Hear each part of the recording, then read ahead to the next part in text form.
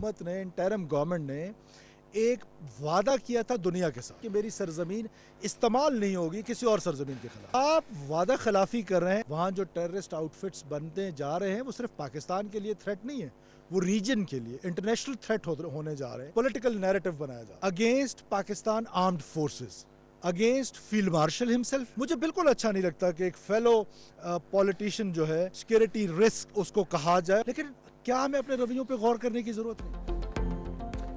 वज़ीर बलूचिस्तान सरफराज बुगटी का बानी तहरीक इंसाफ को ताना, कहा खुद को मकबूल लीडर कहने वाले कि अपने बेटे लंदन में हैं। एक जमात शोहरत का बयानिया लेकर चलती है, ज़िमनी इंतखाबात में उस जमात को शोहरत सबसे देख ली है। रियासत को कमज़ोर करने वाले बयानिए को तर्क करना होगा। अच्छा नहीं लगता एक शख्स को सिक्योरिटी रिस्क करार दिया जाए, रवैयों में तब्दीली लाना होगी। मजीद बोले, बलूचिस्तान में नाराज अफराद ने हथियार डालना शुरू कर दिए। अफगान रजीम दुनिया के लिए खतरा बन चुकी।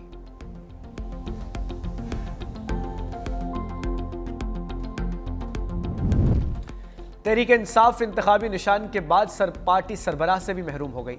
इलेक्शन कमीशन का बैरिस्टर गौहर को चेयरमैन पीटीआई तस्लीम करने से इनकार। बैरिस्टर गौहर के खत का जवाब दे दिया। वाजे किया, आपने 13 नवंबर को दरखास्त की कि आज़ाद सेनेटर्स की पीटीआई में शमूलियत तस्लीम की जाए।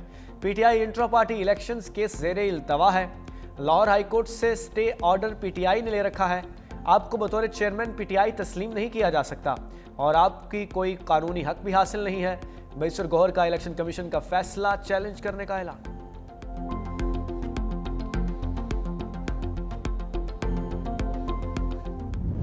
पाकिस्तान ने पाक फौज से मुतालिक भारतीय वजीर खारजा का बयान मुस्तरद कर दिया। तर्जुमान दफ्तर खारजा के मुताबिक मई की झड़प ने हमारी अफवाज ने पेशा वराना महारत साबित की है।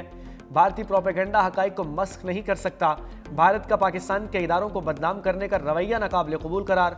भारत की रियासी दहशतगर्दी और खित्ते को अदम इस्तेहकाम की तरफ धकेलने पर शदीद तशवीश है। कहा, भारत हिंदुत्व के फाशिज्म पर पर्दा डालने के लिए झूठा प्रोपेगेंडा कर रहा है। पाकिस्तान ने भारत को गुमराह कुन बयानबाजी तर्क करने का मशवरा दे दिया।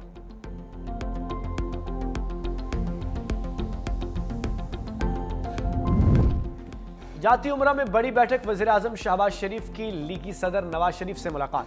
वज़ीर आला पंजाब मरियम नवाज भी शरीक। मुलाकात में मुल्क की सियासी सूरत हाल पर तबादला ख्याल। वज़ीर आज़म की आबाई कब्रिस्तान में वालिदैन और भाई की कब्रों पर हाजिरी।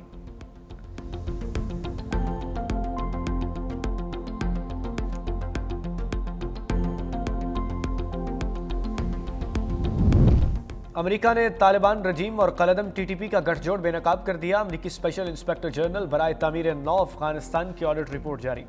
रिपोर्ट के मुताबिक अमेरिका का छोड़ा हुआ असलहा कलदम टीटीपी पाकिस्तान में कार्रवाइयों में इस्तेमाल कर रही है। दहशतगर्दों की ऑपरेशनल सलाहियत में इजाफा हुआ। अफगान तालिबान टीटीपी को लॉजिस्टिक और ऑपरेशनल सपोर्ट फराहम कर रहे हैं। हुकूमत पाकिस्तान ने अमेरिकी साख्ता 63 किस्म का असलहा जब्त किया।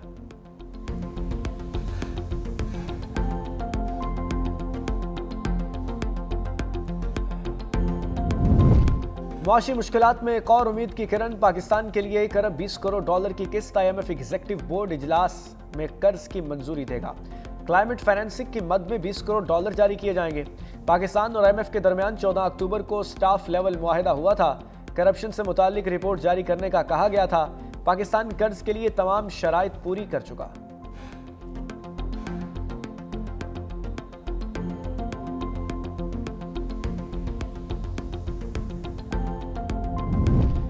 पाकिस्तान और मिस्र की मुआशी दोस्ती मजीद गहरी इक्तिसादी शराकतदारी में अहम पेशरफ्त। दोनों ममालिक का मुश्तरका मुआशी लाहे अमल पर इतफाक।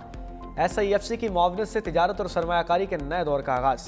D8 वजारती इजलास के दौरान वफाकी वजीर तिजारत जाम कमाल और मिस्री वजीर सरमायाकारी की मुलाकात। टेक्सटाइल, ज़राअत, फार्मा समेत मुतादिद शोबों में शराकतदारी बढ़ाने पर जोर। वीज़ा सहूलियात में आसानी और इक्तिसादी ताउन मजीद मजबूत बनाने पर इतफाक।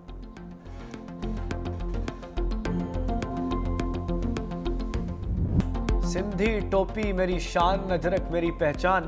सिंधी सकाफत के दिन पर शहर शहर रंगारंग तकरीबात। लाड़काना, घोटकी, कश्मोर समेत अंदरून सिंध के शहरों में रैलियां। मर्द व ख़वातीन का सिंधी टोपी और अजरक पहनकर सिंधी सकाफत से मोहब्बत का इजहार। कराची प्रेस क्लब में रंगारंग तकरीब। शहरियों ने सिंधी टोपी, अजरक और सकाफती लिबास पहने कदीम तहजीब को उजागर किया। मारूफ गुलकारों ने आवाज़ का ऐसा जादू जगाया कि शहरी झूमते रहे।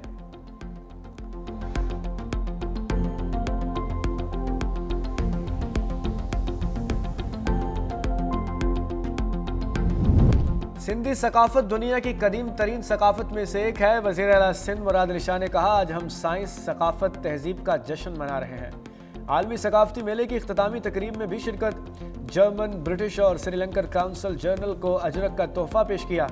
Olympics gold medalist Arshad Nadeem के नासिर हुसैन शाह की रहायशगाह आमद।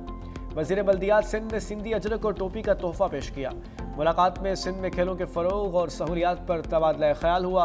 नासिर हुसैन शाह ने कहा कि सिंध हुकूमत खेलों के फ़रोग़ और टैलेंट की हौसला अफजाई के लिए भरपूर किरदार अदा कर रही है।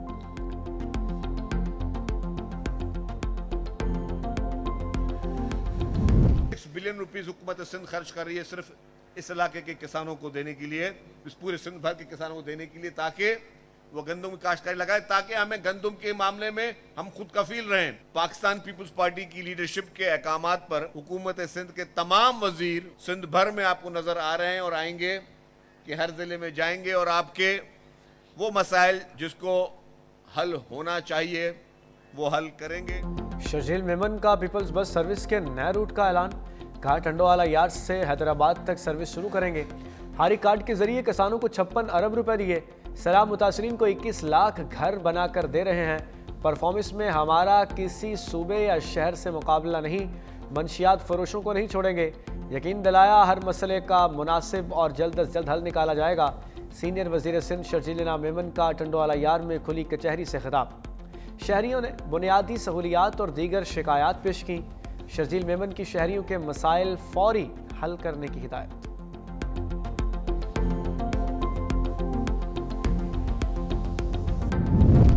वज़ीर आला पंजाब का M Ravi toll plaza training works का दौरा। मरियम नवाज ने प्रोजेक्ट पर पेशरफ्त का जायजा लिया। वज़ीर आला मरियम नवाज शरीफ की रावी सिटी में तरक्याती काम तेज़ करने की हिदायत। चेयरमैन रोडा शाहिद अशरफ, तारड़ CEO इमरान अमीन, CEO ब्रिगेडियर मंसूर जंजुआ ने साइट पर ब्रीफिंग दी।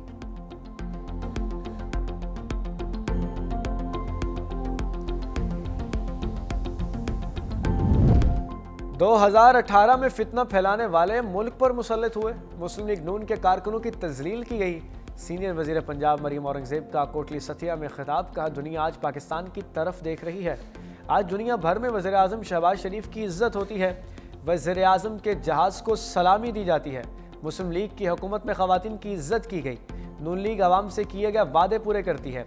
मरियम नवाज सूबे की तरक्की के लिए इक़दाम कर रही हैं।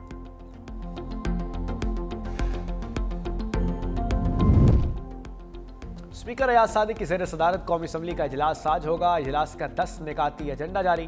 कौमी ज़रई तिजारत और ग़ज़ाई तहफ़्फ़ुज़ अथॉरिटी बिल की मंजूरी दी जाएगी। लोक विरसा तरमीमी बिल पेश किया जाएगा। खैबर पख्तूनख्वा में सुई गैस की लोड शेडिंग से मुतालिक तवज्जो दिलाओ नोटिस भी एजेंडे में शामिल है।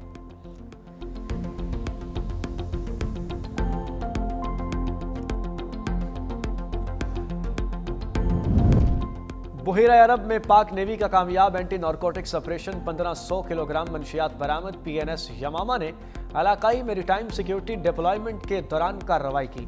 मंशियात की मालियत $30 लाख के लगभग। वज़ीर आज़म की तरफ से कामयाब ऑपरेशन पर पाक बहरिया को खिराज तहसीन।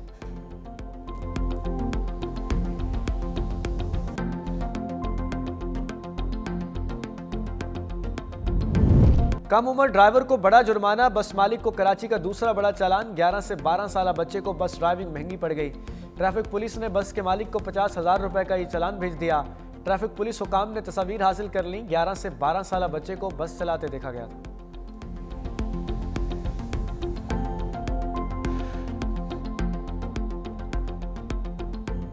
बालाई इलाकों में सर्दी ने पंजे गाड़ लिए। लिया में पारा -7 तक गिर गया। बाबूसर टॉप, नांगा पर्वत और बटोगा टॉप पर वक्फे से बर्फबारी। स्कर्दू -5, गिलगित -3, कल्लात -1 रिकॉर्ड। कोयटा 2, इस्लामाबाद 3, लाहौर और पेशावर 7, कराची में दर्जा हरारत 13 डिग्री सेंटीग्रेड रहा।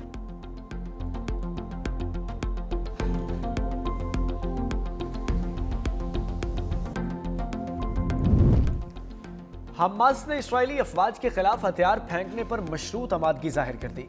तुर्क मीडिया के मुताबिक सरबराह खलील हैया ने कहा कि इस्राईल फ़लस्तीनी सरजमीन से कब्जा खत्म करे तो वो अपने हथियार फ़लस्तीनी अथॉरिटी के हवाले करने को तैयार है। अक़वाम मुत्तहिदा की ऐसी अफवाज की तैनाती कबूल करते हैं जो अलहदा फोर्स के तौर पर सरहदों की निगरानी करें।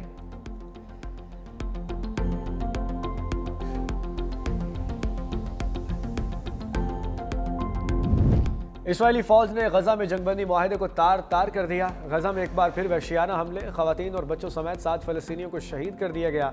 मगरबी किनारे में भी 2 फलस्तीनी इसराइली हमलों की भिंड चढ़ गए।